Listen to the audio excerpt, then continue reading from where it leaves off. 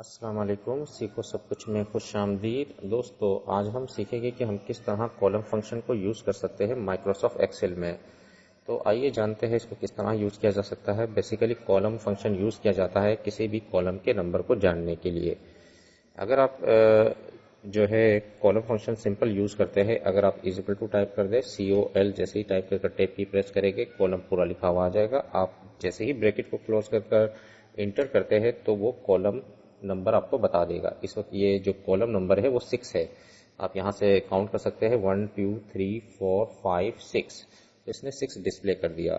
इसी तरीके से अगर आप किसी सेल पर है और किसी पर्टिकुलर सेल का कॉलम नंबर जानना चाह रहे हैं, फॉर एग्जांपल मुझे ये डी का कॉलम नंबर जानना है, तो मैं इसके लिए क्या टाइप कर सकता हूँ, इज इक्वल टू टाइप कर दीजिए, COL, टैब की प्रेस करें और इस डी वाले सेल को सिलेक्ट कर लीजिए और जैसे ही आप एंटर करेंगे तो ये बता रहा है कि ये कॉलम नंबर 4 है, डी।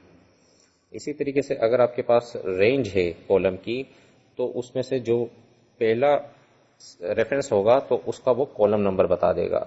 ये इसको यूज करके देखते हैं। जैसे ही मैंने इज इक्वल टू टाइप किया और COL टैब की प्रेस किया और यहाँ से मैंने ये 3 कॉलम सेलेक्ट कर लिए और जैसे ही मैं एंटर करता हूँ तो ये कॉलम नंबर 2 बता रहा है। यदि कि पहला रेफरेंस ये था तो ये कॉलम नंबर 2 है, तो इसने यहाँ डिस्प्ले कर दिया। तो इस तरीके से कॉलम फंक्शन को आप यूज कर सकते हैं माइक्रोसॉफ्ट एक्सेल में। तो दोस्तों, उम्मीद है कि वीडियो आपको बहुत पसंद आई होगी। लाइक और सब्सक्राइब करना मत भूलिएगा।